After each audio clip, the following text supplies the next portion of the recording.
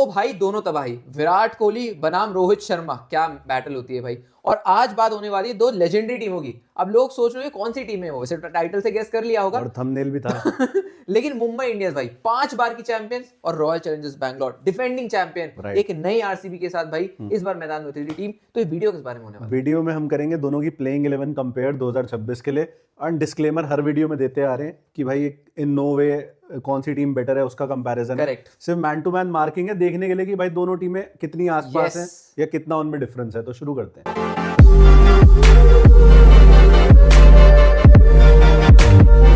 Comparison शुरू करते हैं। डिकॉक ही खरीद लाए हैं। बिल्कुल भाई, स्टील डील। अब मुझे लग रहा है सीधी बात है कि रिकल्टन का तो पत्ता साफ है, कट गया फिलहाल। क्योंकि रोहित डिकॉक की हिस्ट्री भी है, हिस्ट्री में पास में भी बहुत अच्छा किया उन्होंने।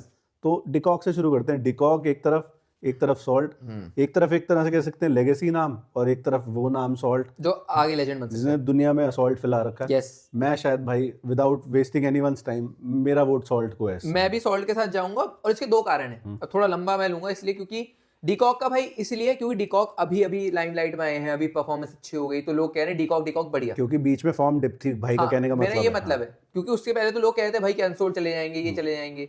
सॉल्ट दूसरी तरफ देखो, पहले तो केकेआर के लिए बढ़िया ओपनिंग, फिर आरसीबी के लिए बढ़िया ओपनिंग, और दोनों को टाइटल जिताया। और मेरा ऐसा मानना है, लोग बात बहुत कम करते हैं। कोई कह रहा था नारायण की वजह से जीते होंगे, लेकिन जो बेस आपका स्ट्रॉन्ग करा वो सॉल्ट ने ही करा था। आरसीबी में कोहली के साथ बढ़िया पार्टनरशिप, तो मेरे हिसाब से सॉल्ट भाई एनी डे बेटर है। तो मैं इसके आगे कुछ ऐड ही नहीं करूंगा। 1-0 in favour of RCB. Virat versus Rohit. अब इनके बीच में तो बीसीसीआई भी सेपरेट नहीं कर पा रहा दोनों को, और दोनों के बीच में गैप बहुत कम है when it comes to limited overs cricket, white ball format, white ball की अगर हम बात करें। बट आईपीएल में जब हम आ जाते हैं, it's a different ball game. Rohit much better captain, 5 बार का विनर है एज अ कैप्टन, 6 बार टोटल वो जीत चुका है आईपीएल।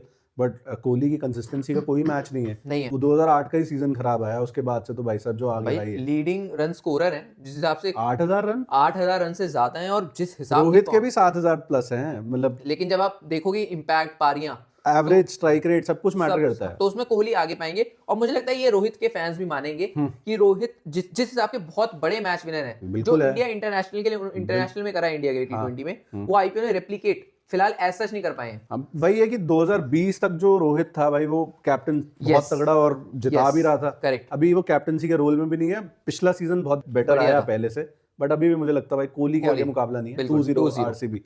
अब 3 पे कौन है इनकी तरफ से? वेंकी अय्यर वर्सेस भाई सूर्यकुमार। 2-1 विदाउट मच डिस्कशन, मतलब कोई डिबेट है नहीं है। वेंकी अभी बिल्कुल नया पौधा है, सूर्यकुमार यादव 300 साल पुराना बरगद है, ये समझ लो। वेंकी वर्सेस तिलक भी होता तो मैं तिलक देता, तो मतलब फिर सूर्या तो फिर नेक्स्ट कैटेगरी है यार। तो आगे बढ़ते हैं। तिलक वर्सेस पाटीदार क्लोज है, बट तिलक की कंसिस्टेंसी, उसकी फॉर्म, उसकी मैच विनिंग एबिलिटी मुझे पाटीदार से थोड़ी ज्यादा लगती है।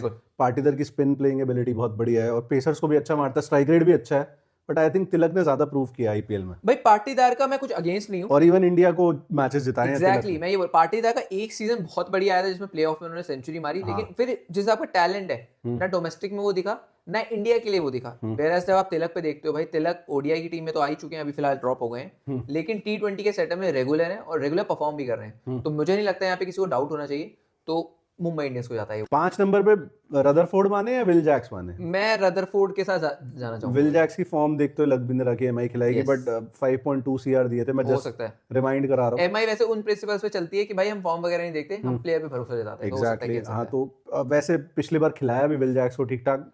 अभी अज्यूम कर लेते हैं कि रदरफोर्ड ट्रेड करके भी लाए हैं, कोई कारण नहीं होगा। तो Rutherford versus Tim David, I think कोई मैच नहीं है, चाहे विल जैक्स हो चाहे रदरफोर्ड हो, मुकाबला ही नहीं है। अगर आप मेरे से ये बात 2 साल पहले पूछते तो शायद मैं कहता यार नहीं, कुछ तो मुकाबला है।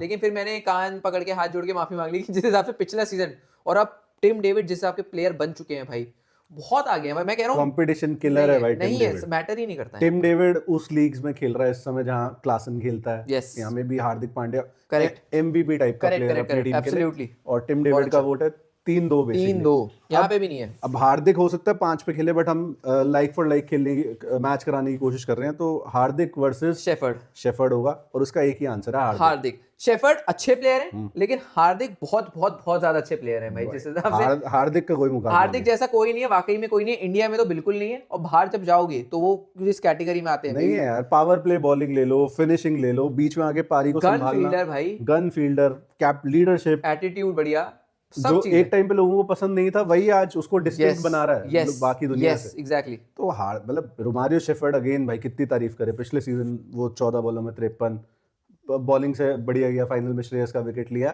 ओवरऑल भी वेस्ट इंडीज के लिए भी ठीक करता रहा। हार्दिक के आगे कुछ नहीं है भाई। करेक्ट। और शेफर्ड का गेम ना एक तरीके का है, वन डायमेंशनल। हार्दिक का गेम थोड़ा मल्टी डायमेंशनल है, बॉलिंग के टर्म्स पे भी और बैटिंग। इवन डेथ बॉलिंग भी कर लेता हार्दिक यार, पावर प्ले में भी कर लेता है, मिडिल ओवर्स में भी कर लेता है, और बैटिंग का तो भाई क्या बोले, जिस दिन फॉर्म में हो कुंफू पांडे ऐसे नहीं बोलते भाई। तो हम आगे चलते हैं। 3-3 हो गया, बराबर दोनों का बराबरी का मुकाबला है, टक्कर की टीम है। क्या बात है। जितेश शर्मा, अब ऑर्डर ऊपर नीचे है थोड़ा सा, बट हम लाइक फॉर लाइक अगेन भाई बात करूंगा। जितेश वर्सेस धीर होगा भाई।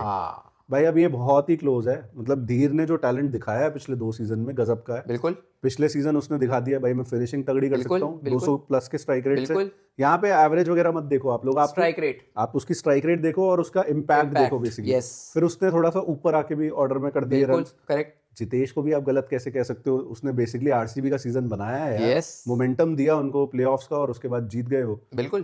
तो पता नहीं, बहुत क्लोज है भाई, बट मैं शायद हल्का सा जितेश की तरफ इंक्लाइंड हूं। मैं खुद जितेश की तरफ, बिकॉज ऑफ एक्सपीरियंस। एक्सपीरियंस, और वो इंडिया क्योंकि खेल गए और अच्छा परफॉर्म इंडिया के लिए। अनफॉर्चुनेटली उनको थोड़े कम मौके मिले, अभी भी बाहर कर दिया गया, वो भी बलि का बकरा बना दिया गया एक तरीके से, स्केपगोट। लेकिन जिस हिसाब से वो पिछले सीजन में उन्होंने फॉर्म दिखाई है, एक अच्छे बैटर है नमन धीर भाई, इंडिया के लिए लगातार वो आदमी खेल रहा है। अभी भी विजय हजारे में जो मैंने लास्ट देखा था, अच्छा कर रहा है। 97 नॉट आउट था आई थिंक, जो दिसंबर में पहले दिन पे था। तो भाई बढ़िया है यार, बहुत बढ़िया प्लेयर, और पोटेंशियली आगे शायद आप किसी भी फिनिशर से मुकाबला कराओगे 2-3 साल बाद, बिल्कुल तो हो सकता है वो जीत ही रहा हो। करेक्ट। तो बहुत क्लोज है, बट कौन, मतलब जितेश जस्ट बिकॉज ऑफ ज्यादा एक्सपीरियंस ओवरऑल।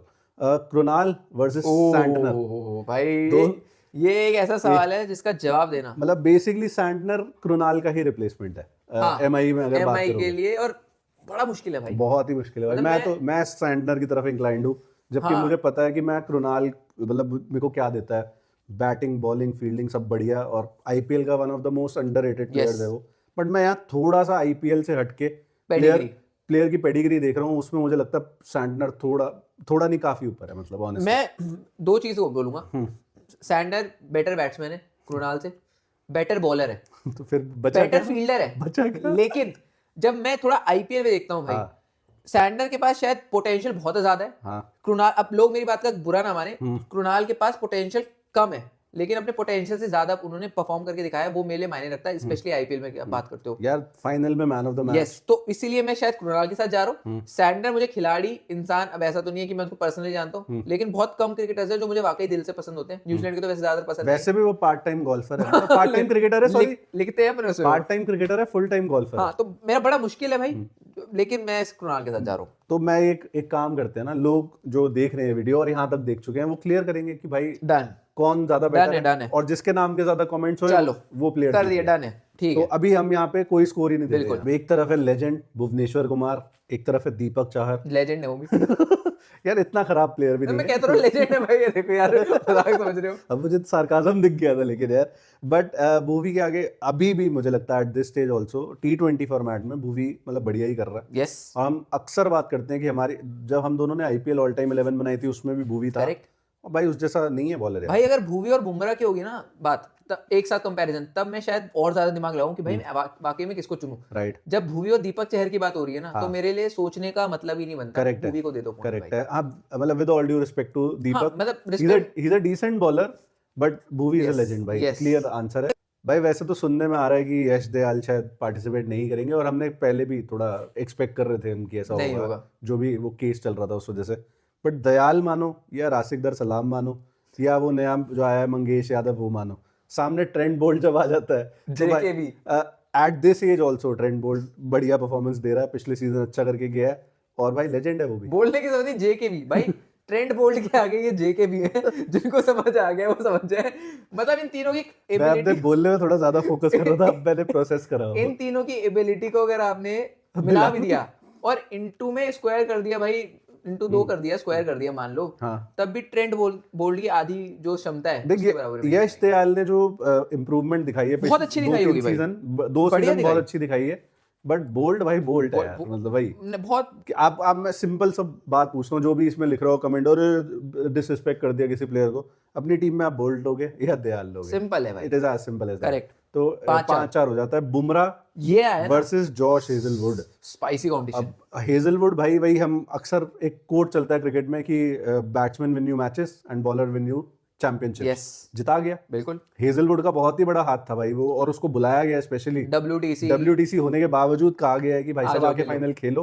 वो जो सीजन हेजलवुड ने निकाला है ओवरऑल, अगर पेडिग्री जो हम बात कर रहे हैं उसकी भी बात करोगे, हेजलवुड किसी से कम नहीं है। एग्जैक्टली। बट बुमराह भी बुमराह है भाई, बहुत क्लोज आते हैं एक दूसरे की हूबहू। चोट के मामले में हूबहू, थोड़े इंजरी प्रोन ज्यादा है, स्पीड मोर और लेस सेम रहती है, लाइन ऑन बढ़िया है, यॉर्कर दोनों की बढ़िया है, एक्शन अलग है, एक्शन अलग है। लेकिन जब आप इम्पैक्ट पे आते हो, स्पेशली T20 पे, दोनों के बराबर इम्पैक्ट है। लेकिन बुमराह को शायद स्लाइटली हल्का सा एज है, मैं दूंगा एज, तो इसलिए बुमराह। यहाँ बात आईपीएल क्रिकेट की ज्यादा हो रही है। अगर इंटरनेशनल की होती और ओवरऑल हर फॉर्मेट की होती तो मेरा शायद थोड़ा विवाद बयान भी आ जाता, लोग शायद थोड़ा चिढ़ भी जाते, तो मैं क्यों दूं फिर।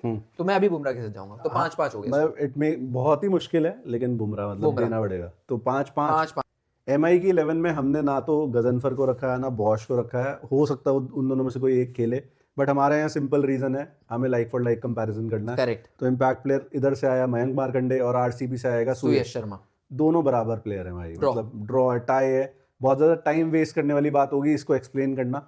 मार्कंडे भी कोई बुरा नहीं है, और सुयश शर्मा ने पिछले सीजन दिखाया वो किस लेवल का। सुयश के आंकड़े शायद आपको खराब नजर आएंगे, राइट, लेकिन जो पैचेस में, जो वाकई में क्रिकेट देखता है, जिसने लाइव देखा है, तो पैचेस में अच्छी गेंदबाजी करी उस लड़के ने। तो अब भाई जो काम बच गया वो व्यूअर्स के ऊपर रह गया है कि इनको बताना है कि सैंटनर बेटर है इनके हिसाब से या पांड्या बेटर है, उस हिसाब से MI जीतेगी या RCB जीतेगी। देखते हैं कौन सी आर्मी भाई भारी। हाँ, बट अगर हमने जो कंपैरिजन करा, और मेरे ख्याल से काफी फेयर कंपैरिजन करा, तो दोनों टीमें बहुत टक्कर की हैं। पिछले सीजन दोनों टॉप 3 में थी यार, एक जीती है, एक 3 आई है। इस सीजन रिवर्स हो गया, तो मैं हैरान नहीं होऊंगा। तो तगड़ी टीमें हैं दोनों, और अगर आपको एक कॉन्सेप्ट पसंद आया, आप अपना सजेशन दे सकते हैं कि आगे हम किन दो टीम्स को कंपेयर करें, और यार सब्सक्राइब, लाइक ये सब कर दो तो बहुत बढ़िया रहेगा।